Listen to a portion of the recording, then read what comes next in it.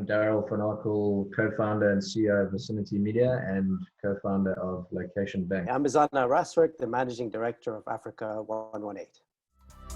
Welcome to BIG5D TV, a show dedicated to news and insights for the Africa Middle East local digital ecosystem. We'd like to thank today's sponsor, Mono Solutions. Mono's vision is to empower SMBs in the digital landscape, making it easy for them to engage with their customers online. You can visit them at monosolutions.com. Today's episode features a mashup of two recent interviews with two African business leaders in the local digital ecosystem. Ezana Raswork is founder of Africa 118, a digital marketing platform for small businesses operating in East Africa. Daryl van Arkel is co-founder of two South Africa-based digital business. Vicinity Media is a location-based digital display advertising platform, and Location Bank is a digital location management service. We spoke with these two entrepreneurs about managing their businesses through the COVID-19 crisis, including how they are spotting opportunities, adapting their businesses, and planning for life after lockdowns. We hope you enjoy our conversations with Ezana and Daryl.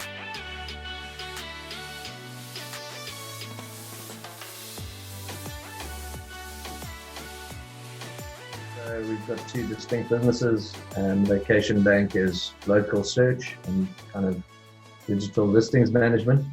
That business has seemed to be weathering the storm a lot better than Vicinity Media, which is our display advertising business, which is very campaign based. So the digital listings management is kind of annuity income, and there's only been a few clients who've said pause and hold on, and we need payment terms. But generally, there's been a lot of activity with businesses, kind of marking themselves as temporarily closed and kind of doing a lot of things behind the scenes on their listings, on their digital location listing. In the short term for us, we're having a record year, and then as of March, the bottom fell out and the revenues are down 60-70%. So it was a really much faster decline than we'd expected. Mm-hmm. And then when it turns out that when you look at our balance of customers that we serve, a lot of them have to be in hospitality because there's a developed tourism sector. We serve a lot of exporters so we're the early adopters on the internet are typically people that engage with the rest of the world. And then when you look at those particular areas, they're the hardest hit. And like that, what we find is within our customer base, there's been a real sort of slowdown in terms of acquisitions. Mm-hmm. So then now we just have to manage our way through that. We have different things that we're doing. Yeah, lots of activity. We've got clients all over the world. So different setups, like a Nando's in the UK. Some of their branches are still doing collections and kind of deliveries, and some aren't, So that business is weathering fine. And as I say, Vicinity display advertising is obviously, when it's on a location level, is massively impacted. Our business is very much around how do we drive people into your store? And when there is no store, it becomes a very, very different dynamic. And as I say, in South Africa, it's not as easy as going, okay, how do we pivot this conversation to an e-commerce conversation when there actually is no e-commerce? It isn't set up as much, but even the guys who are set up, you can't actually deliver anything. So if you're a retailer and you sell non-essential goods, you're not a grocery store, you basically can't trade. So you can kind of do, okay, let's buy now, deliver later, which a few people seem to be jumping onto. But for us, it's a massive impact. I think about 80% of our business is down in this month. We're hoping it's going to pick up after lockdown. Yeah, we've basically had to reshuffle and say, so now the anchor product for us is Google My Business. So that ends up being the lead product in the sense that it's present, it's opening hours, it's free, it's a way of engaging in the conversation. So we've basically put our focus behind, it feels like service, like, very few businesses in our markets that are actually verified on Google My Business. So we basically refocused and said that's our lead product. And it still allows us to call out and have the conversation, feels a little bit like service. And then as you're going down that path, you'll find that there are some businesses who are still operating and would like to still have digital paid services.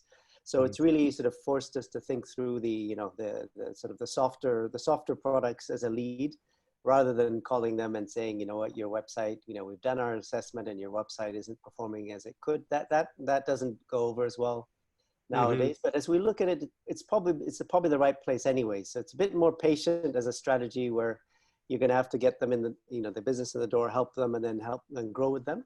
But we've really rebalanced our product portfolio to go after that as being the lead, and then grow and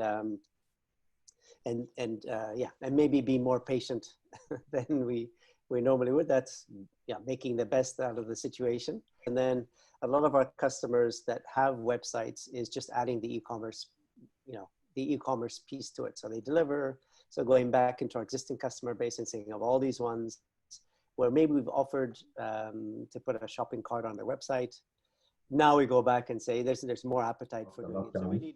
But we've been kind of trying to pivot more into how do you communicate with, do more audience, location-based audience communication.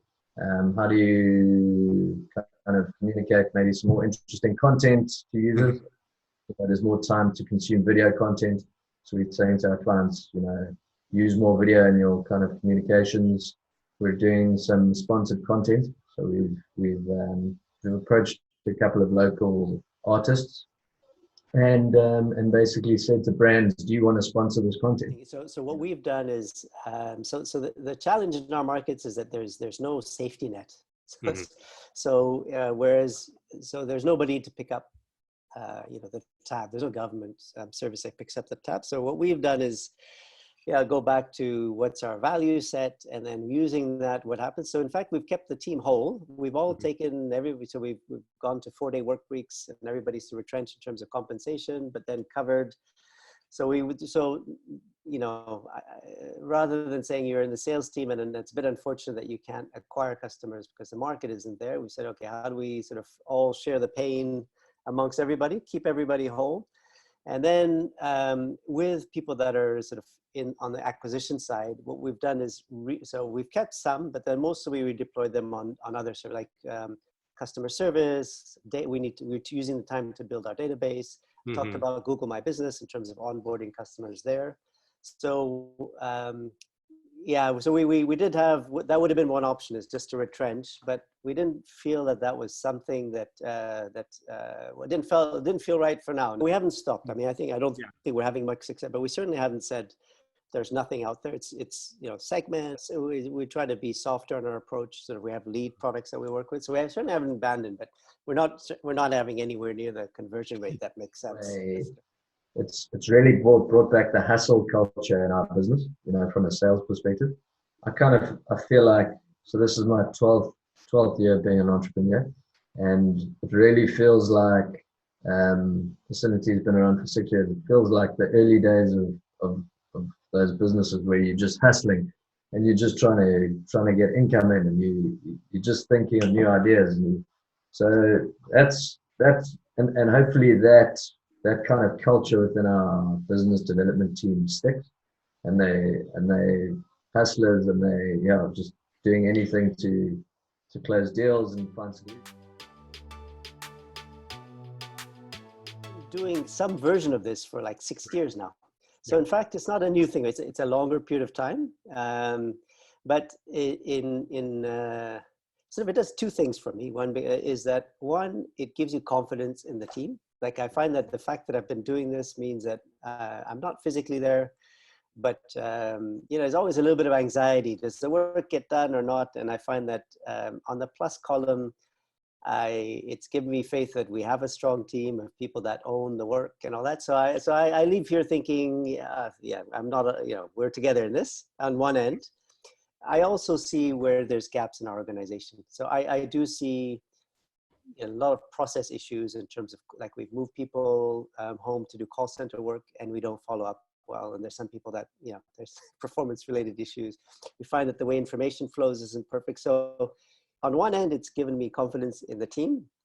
On the other hand, there's some glaring issues in terms of process that this really puts a spotlight on. And so that gives us a lot of wood to chop, in the sense that how do we centralize it? How do we make sure work is completed? How does it get passed around? How do we report the work? So and that's, there's a few ouches in there that we've discovered, and says, okay, we need to really tackle that now. So we just kind of launched the whole content play. Recently, already getting quite a lot of interest from brands, so that seems to be a nice little hot button, which post this whole drama may actually have legs in our business, you know. So out of the calamity, hopefully a nice opportunity has emerged, and a couple of those definitely have. You know, we're seeing, and it's always the case, you know, when it's not business as usual, it's tough, but you got to look for the opportunities, and you got to look for the interesting things that come out of it, and there are plenty of those. What I think it means for the market at large, and you know, we're entrepreneurs, so we have to drink sort of the Kool-Aid that this is everything. It maybe tastes bad, but it can be good at the end. That's the only way you can sort of maintain sanity. In terms of what hard change this does is, in many of our East African markets, the internet has been, you know, certainly there in terms of communication, entertainment, and all that. I think what this does is anchors the internet as a tool for business. So the fact that, you know, even us, we move, like everybody, we move people to work from home. This is not something that happens in many of our markets. You know, the internet is not as solid, but it's the only way we can do it. So I think it's really made using the internet as a productivity, as a work tool, something that's real and present and needs to be done right now.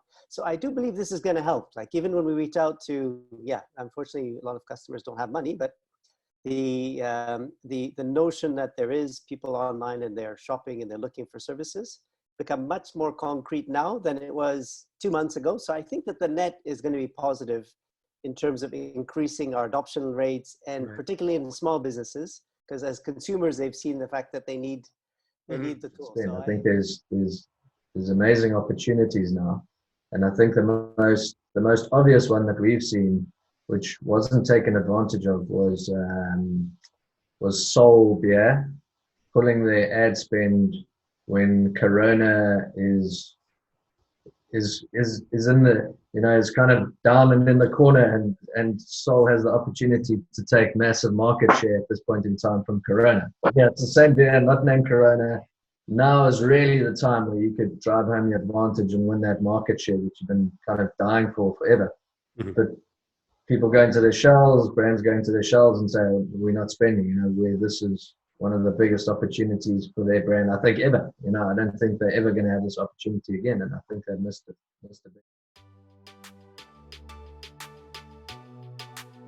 I'm kind of on the little bit of the opposite side of the fence, where people think, okay, this is going to spur a lot of digital, more online shopping. Maybe it will bring more people into kind of e-commerce who wouldn't have done it before. So maybe later down the line, it'll play out like that. Once you take something away, people realize how much they really need it. No crystal ball. The only sense we have is going to be sort of sector based, and I don't even know what that, but I think it's going to be so we're, you know, the unfortunate thing for our customers and for us, obviously, is we're very hospitality, tourism, and travel. That was a good part of our business was there.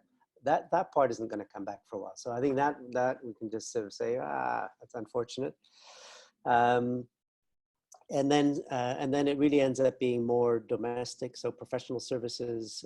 So that we see has potential. Obviously, health services. We're looking at that, and I don't know. I think in our markets, you know, you also don't really have the, you know, we're not far.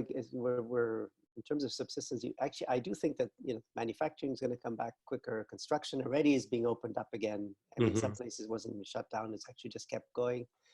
So I don't think we have the choice. And agriculture is a good chunk of our economies in East Africa. So I think there's some underliers that say that there's still going to be some activity. But, so I think it'll be sector-based. I think export is going to be still challenging for a while. Yeah, I think kind of maybe one of the unintended and probably one of the things that I don't like to see is it may kill off some early stage, very maybe innovative businesses that didn't have runway, because they could also be casualties. You know, having been an entrepreneur for over a decade now, I know there's one thing that that kills a business faster than anything, and it's cash flow. And you know, this black swan has kind of come out of nowhere.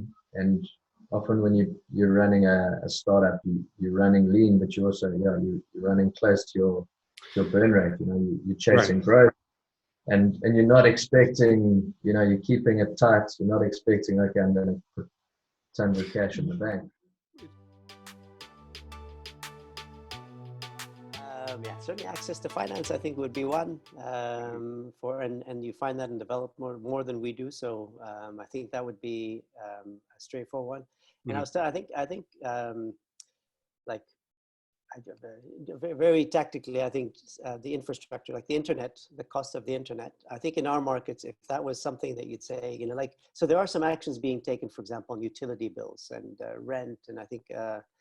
But I'd say that in the short term, to make the internet more accessible to more people, more small businesses, which would benefit from that, I think that would be sort of a significant win. And then other than that, it's more just access to credit and that, so the business can continue operating.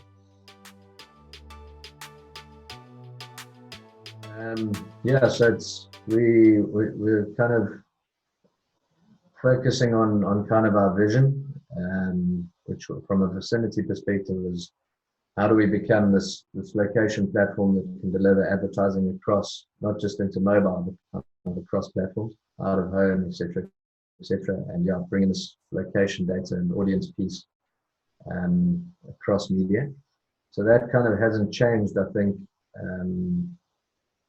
because we have really been focusing on this data-driven marketing, you know. So we're going to continue down that path. We do have a side project which is kind of an analytics tool, and I think that's kind of that we've been building, I suppose if you want to call it, in an in-source model, kind of away from our other team, and that because that's R&D, that's difficult to justify in this time, you know. But it's a huge part of our strategic vision, so it's really a difficult call. You know, this is something that we know requires cash, but you know, we've got to cut where we can. You know, is this something that we can still carry? You know, we may have to pause development of that product for now. You know, which is frustrating. You know, this is part of your longer term vision. And you're seeing that the pieces starting to fall together, and this kind of black swan comes along.